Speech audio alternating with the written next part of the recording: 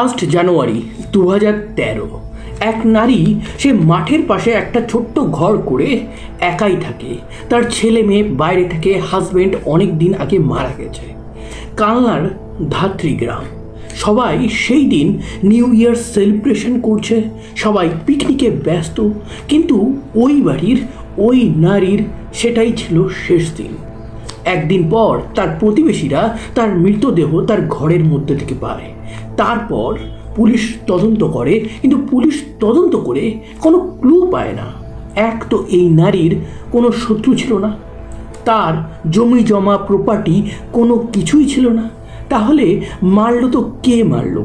তার ঘর থেকে কি কিছু চুরি গেছে? পুলিশ খোঁজ খবর করে দেখে তার ঘর থেকে কিছু ইমিটেশনের জিনিসপত্র গায়েব হয়ে গেছে। এবার কোনো চোর যদি আসে, সেই ইমিটেশনের জিনিসপত্র কেন নিয়ে যাবে? পুলিশের একটা সন্দেহ হয় যে হয়তো যে চোর এসেছিল সে ভেবেছিল ওই ইমিটেশনের গয়নাগুলো রিয়েল গয়না, সেই কারণেই একে মেরে দিয়ে লুটপাট করে চলে গেছে। ময়না তদন্তের রিপোর্টে কোনো কুকর্মের কোনো সাইন নেই। তো এই ক্ষেত্রে পুলিশ কেসটা ওই তদন্ত করছে, কিন্তু যেহেতু এক গরিব নারী, সেহেতু তদন্ত সেইভাবে এগোয়নি। তদন্তটা কোথাও না কোথাও থেমে যায়।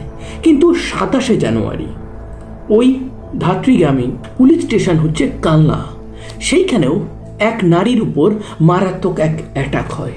কেউ যেন তাকে গলা চিপে হত্যা করেছে, এবং গলায় যে দাগটা আছে সেটা কোনো হাতের দাগ না, সেটা সাইকেলের চেনের দাগ। তার মাথায় আঘাত আছে, কেউ যেন তাকে একটা লোহার রড দিয়ে মেরেছে। ময়না তদন্ত করলে দেখা যায় পুলিশ যেটা ভেবেছিল এখানে সেটাই হয়েছে, কিন্তু সেই নারীর সাথে কোনো রকম কোনো কুকর্ম হয়নি। যার হত্যা হয়েছে সে একটা নর্মাল গৃহবধূ, তার কোনো শত্রু নেই। তো পুলিশ ভাবে এই ক্ষেত্রে চুরি হয়েছে।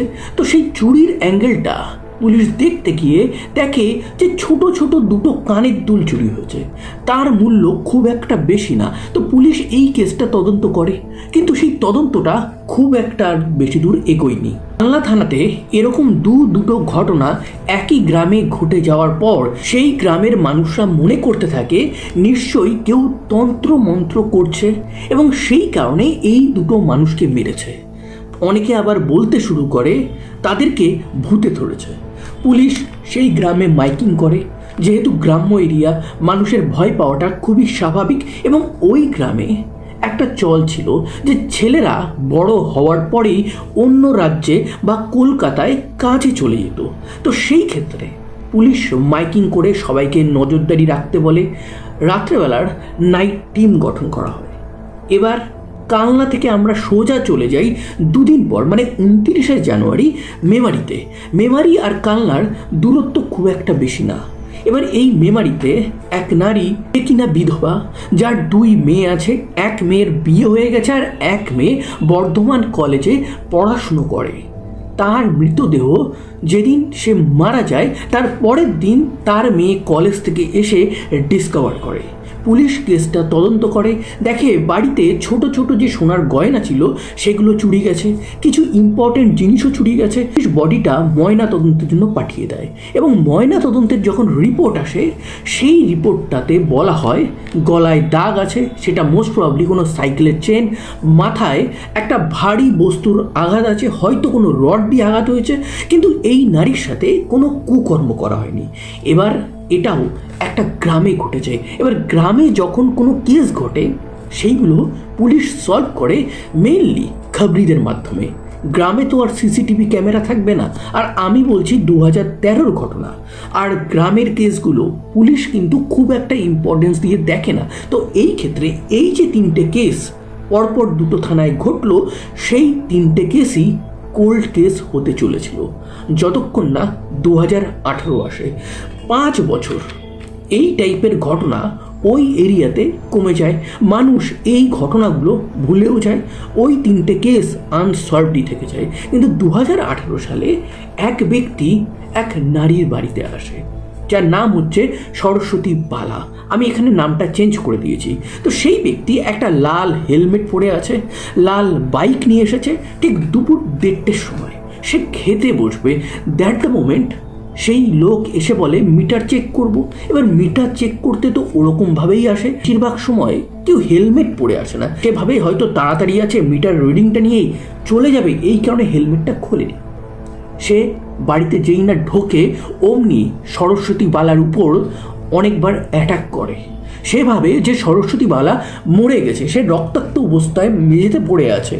সেই সময় বাড়িতে লুটপাট করে সেই ব্যক্তি চুপচাপ চলে যায়। পুলিশের কাছে খবর যায়, পুলিশ আসে, কেস রেজিস্টার হয়, কিন্তু সেই কেসের তদন্ত কি হয়েছে সেটা শুধুমাত্র পুলিশই জানে। তারপরে পাক্কা 1 বছর কেটে যায়। মেমারি বা কালনা থানার আন্ডারে এই টাইপের কোনো কেস সেই রকম আর কোনো আসেনি। পুলিশ এতদিনেও এই 4-4টে ঘটনা সেটা একসাথে দেখা শুরু করেনি। তো তাদের এগুলো অলরেডি একসাথে দেখা উচিত ছিল, তার কারণ যেভাবে তাদের উপর অ্যাটাক হয়েছে এবং যে যে অস্ত্র তাদের উপর ব্যবহার করা হয়েছে সেগুলো কোথাও না কোথাও সেম ছিল। সাইকেলের চেন, একটা রড। তো এই জায়গাতে এসে পুলিশ একটা বড় ভুল করে এবং সেই ভুলের মাসুল দেবে অনেক নারী। তারিখটা চলে আসে 2019-এর 27শে ফেব্রুয়ারি। ঠিক 6 বছর আগে এই দিনেই কালনার ধাত্রী গ্রামে কিন্তু একটা খুন হয়েছিল। এবারও প্লেসটা হচ্ছে কালনা থানা। পুষ্পা ব্যানার্জি, যাকে গ্রামের সবাই চেনে ঠাকুর ভক্ত হিসেবে, সে লোকাল কালী মন্দিরের মেম্বার। দুর্গাপুজো অর্গানাইজ করতেও সে অনেক হেল্প করে। তার 3 ছেলে আছে। 3 ছেলের মধ্যে 2 ছেলে কলকাতায় কাজ করে। এক ছেলে যখন সন্ধেবেলা কাজ করে বাড়ি আসে, সে দেখে তার মা রক্তাক্ত অবস্থায় মেঝেতে পড়ে আছে। বাড়ি থেকে বেশ কিছু জিনিসপত্র চুরি গেছে। পুলিশ যখন এই কেসটা তদন্ত করে তখন ময়না তদন্তের যে রিপোর্ট আসে সেখানে ক্লিয়ারলি বলা হয় গলায় সাইকেলের চেন জড়িয়ে তাকে হত্যা করা হয়েছে, মাথার পিছনে তাকে আঘাত করা হয়েছে। পুলিশ যখন এটা তদন্ত করছে তখন ওই গ্রামের আরও অনেক গৃহবধূ পুলিশকে বলে যে এক ব্যক্তিকে তারা দেখেছিল লাল বাইকে, লাল হেলমেট পরে মিটার চেক করতে আসতে। কিন্তু মিটার যে এখানে নর্মালি চেক করে সে এইভাবে আসে না। তো পুলিশ ইলেকট্রিক অফিসে যায়, গিয়ে জিজ্ঞাসাবাদ করে এবং যে ওই এরিয়াতে মিটার রিডিংয়ের কাজটা করে তাকেও জিজ্ঞাসাবাদ করে। কিন্তু সে বলে আমার কাছে না তো আছে লাল হেলমেট, না আছে লাল বাইক। তো সেই ক্ষেত্রে আমি তো যাইনি, আমি আজকে অন্য এরিয়াতে গেছিলাম। এবং সেখানে পুলিশ জিজ্ঞাসাবাদ করে জানতে পারে যে হ্যাঁ, সে সেদিন সত্যি সত্যি অন্য এরিয়াতে গেছিল। এবার তারিখটা চলে আসে 2019-এর 4 এপ্রিল। সবিতা রয় সেদিন বাড়িতে একা ছিল। সে খেতে বসবে। গ্রামের সবাই তাকে খুব ভালো করে চেনে। গ্রামে যে দুর্গাপুজো হয় সেই দুর্গাপুজোর কমিটির মেইন মেম্বার কিন্তু সে। এবারও ঘটনাস্থান হচ্ছে মেমারি। 2017 সালে তার হাজবেন্ড মারা গেছে, তার এক ছেলে আছে, সেই ছেলের বিয়ে হয়েছে। বৌমা আর শাশুড়ি একদম দুপুরবেলা একাই ছিল। বৌমা সে একটু কাজ করার জন্য মাঠের দিকে যায়। হঠাৎই সেই সময় বাড়িতে কেউ একজন আসে এবং এসে তাকে বলে যে পুরনো কোনো বাসনকোসন আছে, তাহলে আমি সেগুলো কিনে নেব। এটা শোনার পর যখন সবিতা বাড়ির ভিতর থেকে পুরনো বাসনকোসন সমস্ত বার করে আনছে সেই সময় তার উপর অ্যাটাক হয়। ময়না তদন্ত হয়। ময়না তদন্তের রিপোর্টে কোনো কুকর্মের সাইন পাওয়া যায়নি, কিন্তু ঘরে চুরি হয়েছিল। এবার এতগুলো কেস ঘটে গেছে, পুলিশ বুঝতে পারছে মোস্ট প্রবাবলি ওই কালনা মেমারি এরিয়াতে কোনো একটা সিরিয়াল কিলার ঘুরে বেড়াচ্ছে। কিন্তু পুলিশ এই ব্যাপারে সংবাদ মাধ্যমে কোনো কিছুই বলছে না। যদি সবাই ভয় পেয়ে যায়, যদি প্যানিক ক্রিয়েট হয়ে যায়, তো সেটা তারা কন্ট্রোলে রাখতে চায়। পুলিশ যখন এই ঘটনাটা সবে সবে তদন্ত করছে, জাস্ট তারা পৌঁছেছে, তখনই মেমারি থানার কাছে আর একটা ফোন আসে। মমতা বালা কিসকু, তার খুন হয়ে গেছে। তার বাড়ি কিন্তু সবিতার থেকে খুব বেশি দূরে না। সে প্রচণ্ডই কৃষ্ণ ভক্ত ছিল, রোজ গীতা পাঠ করত। আর ঘরে ঠাকুরের সামনে টাকা জমানোর যে বক্সটা ছিল সেটা গেছিল চুরি, ছোটোখাটো সোনার গয়নাও চুরি গেছিল। এবং তাকে হত্যা করা হয়েছে কিভাবে? ময়না তদন্তের পর পুলিশ দেখতে পায় একদম সেম প্যাটার্ন। 1.5 মাস তেমন কোনো ঘটনা ঘটেনি। সেই সময় লোকসভা ভোট চলছিল, পুলিশও ব্যস্ত হয়ে গেছিল। এবার চলে আসে মে মাসের 22 তারিখ 2019। পুতুল রানী রায় সে বাড়িতে খাবার খাচ্ছিল। সেই সময় তার কাছে একজন আসে, সে বলে মিটার চেক করতে আসছি। সে দরজাটা খুলে দেয়। সেই ব্যক্তি মিটার চেক করার নামে তার একটা পলিথিনের ব্যাগ থেকে কিছু একটা বার করে পুতুল রানীর উপর অ্যাটাক করে। তার 2 মেয়ে ছিল, তারা শহরে পড়াশুনো করত। সন্ধেবেলা তারা যখন ফেরত আসে তার মার ওই অবস্থা দেখে। পুলিশ আসে, এসে তদন্ত করে, বডিটা ময়না তদন্তের জন্য পাঠায়। এতে চুরি হয়েছিল, কিন্তু এইবার ময়না তদন্তের রিপোর্ট পুলিশকে বেশ চমকে দেবে। যে এসেছিল সে তো হত্যা করেছে, হত্যার ধরনও সেম, কিন্তু এইবার এই নারীর সাথে কুকর্ম হয়েছে এবং সেই কুকর্মটা তার মৃত্যুর পর তার সাথে হয়েছে। ওই কুকর্মটা করা হয়েছে একটা রড দিয়ে। সেই মাসেরই 27 তারিখ আঞ্জানি, সে গৃহবধূ, তার ছেলে মেয়ে আছে, সে খুব পূজা পাঠ নিয়ে থাকে। আশেপাশের ছেলে মেয়েদের সে টুকটাক টিউশনও পড়ায়। গ্রামে তার বেশ পরিচিতি আছে। হঠাৎই তার বাড়িতেও একজন আসে এবং তাকে হত্যা করে। ময়না তদন্ত হয় এবং ময়না তদন্তের রিপোর্টে বেরিয়ে আসে আগে যতগুলো হত্যা এই মেমারি কালনা থানায় রেজিস্টার্ড আছে একদম সেই রকমভাবেই হয়েছে। কিন্তু এইবার স্থানটা বদলে যায়। স্থানটা হচ্ছে মেমারি থেকে একটু দূরে মন্তেশ্বর বলে একটা জায়গায়। এই মাসের 30 তারিখ 16 বছরের এক নাবালিকা, সেই স্কুল থেকে সবে ফিরেছে, সবে খেতে বসবে। দ্যাট দ্য মোমেন্ট কেউ একটা বাইরে থেকে ডাকে।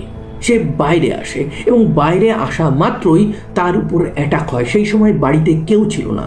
তার সাথে কুকর্ম হয় এবং কুকর্মটা রড দিয়ে করা হয়। তাকে হত্যা করা হয়েছে সেমভাবে, সাইকেলের চেন এবং একটা রড দিয়ে। নাবালিকা লোকাল একটা স্কুলে পড়তো। তাকে মারার পর তার বডিটা বাড়ির পিছনে ফেলে দেওয়া হয়। তার বাড়ি থেকেও লুট করা হয়েছিল। এই নাবালিকা সে ক্লাসে অঙ্কের টপার ছিল। অঙ্কে সে সব সময় 100 পেত এবং এই খবরটা শোনার পর তার ছোট ভাই রীতিমতন ট্রমাতে পড়ে যায়।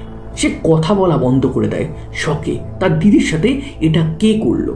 এই ঘটনাগুলো হত্যা এবং কুকর্মের ছিল, কিন্তু এর মাঝে আরও 9টা অ্যাটাকের ঘটনা ঘটে এবং সেই যে অ্যাটাকগুলো ছিল সেইখানে নারীরা সামহাউ সারভাইভ করে যায়। পুলিশ এই কেসটা তদন্ত করছে, কিন্তু তদন্ত করতে গিয়ে কোনো সুরাহা করতে পারছে না। অলরেডি খবরে বেরিয়ে গেছে, গ্রামবাসীরা ভয় পেয়েছে, তারা পুলিশের এগেনস্টে প্রোটেস্ট করছে। রাত্রেবেলা গ্রামবাসীরা পাহারা দিচ্ছে। ছেলেরা এর বাড়ির নারীকে ঘরে রেখে কাজে যেতে পারছে না। যারা স্কুলে যেত তাদের স্কুল ছাড়িয়ে দেওয়া হয়, যারা কলেজে যেত তাদের কলেজ ছাড়িয়ে দেওয়া হয়। কয়েকদিন কেটে যায়। এরপর এই রকম সেম আরও 2টো ঘটনা পান্ডুয়া এবং বালাগড়ে ঘটে যায় এবং এই পান্ডুয়া আর বালাগড় মেমারি আর কালনা থেকে খুব একটা বেশি দূরে না। পুলিশের উপর প্রেশার আসে, মুখ্যমন্ত্রী পর্যন্ত এই কেসটার ব্যাপারে খোঁজ খবর নেয়। এসআইটি গঠন হয়। এই জেলার এসপি শক্ত নির্দেশ দেয় যে এই কিলারকে যে করে হোক খুঁজতেই হবে। যারা যারা এর অ্যাটাক থেকে বেঁচে গেছিল তাদের কাছ থেকে শোনা হয় যে এই অ্যাটাকার কেমন দেখতে ছিল। একটা স্কেচ বানানো হয়, অনেককে ডাকা হয়, তদন্ত করা হয়। পুলিশ ভাবে যেহেতু মেমারির কালনার গ্রামে এই ঘটনাগুলো ঘটেছে, সেহেতু মেমারি কালনা এই সব এরিয়াতে নিশ্চয়ই শহর যেসব টাইপের জায়গা আছে সেখানে সিসিটিভি ক্যামেরা কোনো না কোনো দোকানে লাগানো আছে। তো তারা সমস্ত ক্রাইমের যে টাইম আছে 1টা থেকে 4টে, এই সময়গুলো ফলো করে ওই যে শহরগুলো আছে সেই শহরের দোকানের অ্যাপার্টমেন্টের সিসিটিভিগুলো তারা দেখতে থাকে এবং দেখতে গিয়ে তারা একটা জিনিস লক্ষ্য করে, এই ঘটনাগুলো যখন ঘটে তার আগে পিছে একটা জিনিস তারা কমন দেখেছে। তারা ভিকটিমদের কাছ থেকেও তার বিবরণ শুনেছে যে লাল হেলমেট, লাল বাইক এবং হাতে একটা পাটের বাজার করার ব্যাগ, তার মধ্যেই তার অস্ত্র থাকে, চেন আর একটা রড। পুলিশ এবার প্ল্যান করে যে বর্ধমান জেলার যত অফিসার আছে তাদেরকে ওই মেমারি কালনা থানায় পোস্টেড করা হবে। যত সিভিক ভলেন্টিয়ার আছে তাদেরকে ওই কালনা এরিয়াতে সারাউন্ড করা হবে।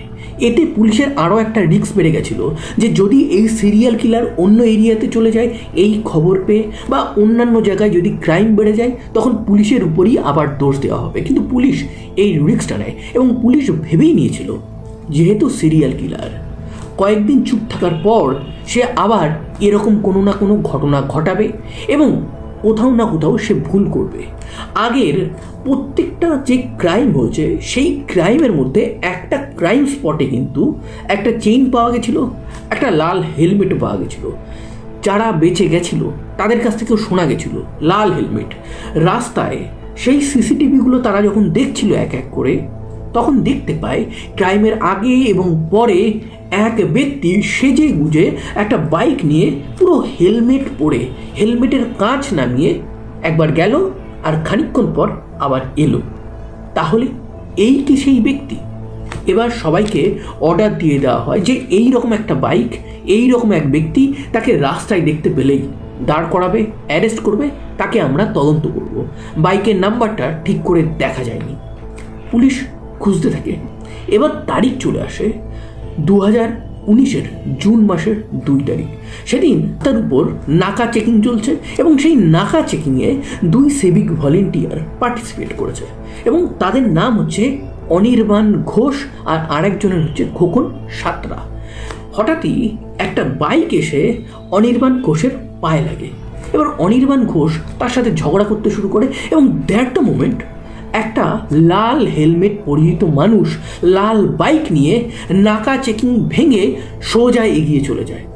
অনির্বাণ ঘোষ এই জিনিসটা বুঝতে পেরে যে এই ব্যক্তি সে কোনো কিছু তো লোকাচ্ছে, না হলে এইভাবে নাকা চেকিং ভেঙে সে কেন যাবে।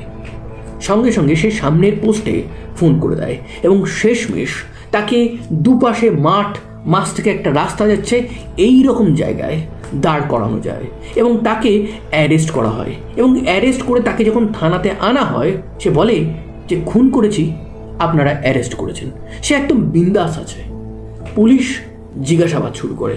অলরেডি নিউজ মিডিয়াতে খবর চলে গেছে বর্ধমানের ত্রাস, বাংলার সিরিয়াল কিলার, তাকে শেষমেশ পুলিশ অ্যারেস্ট করতে সক্ষম হয়েছে। এবং অ্যারেস্ট করার পর সে কোমরে হাত দিয়ে, মানে জাস্ট লাইক একটা ক্যাচ মিস করলে যেরকম লাগে না, সে সেদিন যাচ্ছিল খুন করতে এবং যাকে খুন করতে যাচ্ছিল সে ছিল 4 মাসের প্রেগনেন্ট। তার হাজব্যান্ড বাইরে কাজে যায়, বাড়ির সাইডে সে রেকি করে এসেছিল। কিন্তু একটা কথা আছে না, রাখে হরি তো মারেকে, সেই দিনই সে ধরা পড়ে যায়। তাহলে আজকে আমাদের সিরিয়াল কিলারের নাম কি? কামারুজ্জামান সরকার। তার বয়স অ্যারেস্টের সময় 43 বছর। জন্ম হয় মুর্শিদাবাদে জয়েন্ট ফ্যামিলিতে সে বড় হয়। তার মা মারা যায় 13 বছর বয়সে। তারা 9 ভাই বোন ছিল। 2005-এ তার বিয়ে হয়। তারপর তার 3 সন্তান হয়, 2 ছেলে 1 মেয়ে। সে প্রত্যেক দিন দুপুরবেলা নাগাদ কাজে বেরিয়ে যেত সেজে গুজে। প্রতিবেশীরা বলে সে দামি দামি সিগারেট খেত, সবার সাথে ভদ্র শান্তভাবে কথা বলতো। কিন্তু কামারুজ্জামান সে অ্যাকচুয়ালি কি করতো? সে যখন মুর্শিদাবাদে থাকতো সে ভাঙাচোরার ব্যবসা করতো, মানে ভাঙাড়ের ব্যবসা করতো। ভাঙাড়িওয়ালা আসে না, যে বাড়িতে পুরনো লোহার জিনিস প্লাস্টিকের জিনিস থাকলে দিয়ে দেবেন, সেই রকমই ভাঙাড়ির কাজ করতো। এই কাজ করে সে সংসার চালাচ্ছিল। তারপর সে চলে আসে মেমারিতে তার শ্বশুর বাড়ি ছিল। তদন্তে সে প্রথমে এটা বলেইনি যে তার প্রথম যে বিয়ে ছিল তারপর সে আর একজনকে বিয়ে করে, সেই বিয়েটা ঠিকঠাকভাবে চলে না। তারপর সে আবার তার ফার্স্ট ওয়াইফের কাছে চলে আসে। সে প্রত্যেক দিন তার ওয়াইফকে বলতো যে আমি কাজে বেরোচ্ছি, কিন্তু তার ওয়াইফ তাকে বলতো তুমি ফোনটা রেখে যাচ্ছ কেন? সে বলতো আমি যেখানে কাজ করি সেখানে ফোন না নিয়ে গেলেও কিছু অসুবিধা নেই, আর আমি কয়েক ঘন্টার মধ্যেই ফেরত আসবো। গ্রামবাসীদের সে বলেছিল যে সে রেলের কন্ট্রাক্টর। আবারও কখনো কখনো কাউকে বলেছিল যে সে ইলেকট্রিক অফিসে কাজ করে। তো পুলিশ এবার তাকে এক এক করে কোশ্চেন করে যে তুমি সবসময় লাল বাইক আর লাল হেলমেট নিয়ে কেন যেতে? সে বলে যে আমাকে এক ফকির বলেছিল আমি যদি লাল রঙের জিনিসপত্র পরে কোনো কাজ করতে যাই তাহলে সেখানে আমি সফল হব। তার পড়াশুনোর ব্যাপারে পুলিশ যখন জিজ্ঞাসা করে তখন সে বলে আমি তেমন কোনো পড়াশুনো করিনি। তার ওয়াইফকে যখন জিজ্ঞাসা করা হয় আপনার হাজব্যান্ড কেমন ছিল, সে বলে খুবই শান্ত ভদ্র ছিল, কখনোই বুঝতে পারতাম না যে সে এরকম কর্মকাণ্ড করেছে। বাড়িতে সে কোনো সোনা গয়না কিছুই নিয়ে আসেনি এবং তার বাড়ি থেকে পুলিশ কিন্তু তেমন কিছুই পায়নি। তারপর তাকে জিজ্ঞাসা করে যে তুমি এগুলো কেন করেছিলে, তখন সে বলে পয়সার জন্য। পুলিশ দেখে যা যা জিনিস সে লুট করেছিল তার মধ্যে 90% ছিল ইমিটেশনের গয়না। সে তাড়াতাড়িতে যা পেত সেগুলো নিয়ে বেরিয়ে যেত এবং যা যা সোনার ছিল রূপোর ছিল সেগুলো কি সে বিক্রি করে দিত? না, এতটা বোকা সে ছিল না, সে বিক্রি করতো না। সে সোনার দোকানে বন্ধক দিত, সেখান থেকে টাকা বার করে আনতো। তাকে বলা হয় তুমি যতজনকে মেরেছ তার মধ্যে 3 জনের সাথে তুমি কুকর্ম করেছো, সেটা তাদের মৃত্যুর পর। এটা কেন? তখন সে বলে যে আমি অ্যাকচুয়ালি অনেক প্রবলেমে ভুগছিলাম, আমি একজনকে ভালোবেসেছিলাম, সে আমাকে ভালোবাসেনি। আমার যেহেতু আগের বউ ছিল আমি তার কাছে আবার রিটার্ন চাই, কিন্তু এই যে শখটা আছে সেটা আমি সামলাতে পারিনি। অ্যাকচুয়ালি আমার গোপনাঙ্গ সেইভাবে আর কাজ করতো না, আমি পুরুষত্ব আস্তে আস্তে হারাচ্ছিলাম। আমার সবার সাথে ওইসব করতে ইচ্ছে হতো না, কিন্তু যখন ইচ্ছে হতো তখন আমি আমার ভিকটিমদের রড ঢুকিয়ে দিতাম এবং তাতে আমি বেশ মজা পেতাম। যখন তাকে জিজ্ঞাসা করা হয় যে তুমি কেন এটা করেছো, এইগুলোই কি শুধু কারণ, তখন সে হঠাৎ করে আরেকটা জিনিস বলে যে আমার বড় ছেলে সে পড়াশোনায় খুব ভালো, স্কুলেও ভালো রেজাল্ট করে, তো আমি চাইতাম তাকে ইংলিশ মিডিয়ামে পড়াবো, এই কারণে আমি এই সমস্ত লুটপাট করতাম। কিন্তু পুলিশ এই তথ্যটা, এই থিওরিটা একদমই মানে নাই। কেউ যদি তার ছেলে মেয়েকে পড়াশুনো করাবে, টাকা পয়সা লাগবে, তাহলে এইভাবে খুন কেন, এইভাবে কুকর্ম কেন? তাকে নিয়ে প্রত্যেকটা ঘটনা পুনর্নির্মাণ করা হয়। পুলিশ তাকে যখন তদন্ত করছিল তখন 2019-এর ঘটনাগুলো নিয়ে করছিল, কিন্তু কামারুজ্জামান সে নিজেও বলে যে আমি 2018-তেও এরকম অ্যাটাক করেছি এবং 2013-তে 3টে খুনও করেছি। তখন পুলিশ সমস্ত লিঙ্ক জড়ো করে দেখতে পায় সে সর্বসাকুল্যে টোটাল 9টা খুন করেছে, 3টে খুন এবং কুকর্ম করেছে এবং 10 থেকে 12টা অ্যাটেম্প্ট টু মার্ডার করেছে। তাকে কোর্টে তোলা হয়। 2020 সালে তাকে লোয়ার কোর্ট থেকে ফাঁসির সাজা শোনানো হয়। 2021-এ কলকাতা হাইকোর্ট সেই সাজা কমিয়ে তাকে আজীবন কারাবাস দেয় এবং এইটা শুধুমাত্র একটা কেসের রায়, বাদবাকিগুলো এখনও কোর্টে চলছে, তাতে সাজা ঘোষণা এখনও বাকি আছে। 2021 সালে তার ওয়াইফ তাকে ডিভোর্স দেয়। এই 2 সিভিক ভলেন্টিয়ারকে রাজ্য পুলিশ পুরস্কৃত করে। তো এই ছিল আজকের একটা ট্রু ক্রাইম ঘটনা। এই রকম রিয়েল লাইফ ট্রু ক্রাইম ঘটনা ইন স্টোরি ফরম্যাটে যদি আপনারা শুনতে চান তাহলে অবশ্যই আমার চ্যানেলটাকে সাবস্ক্রাইব করবেন। সাবধানে থাকবেন, সুস্থ থাকবেন, আনন্দে থাকবেন। আবার দেখা হবে নতুন কোনো একটা ভেরি ইন্টারেস্টিং ট্রু ক্রাইম ঘটনার সাথে।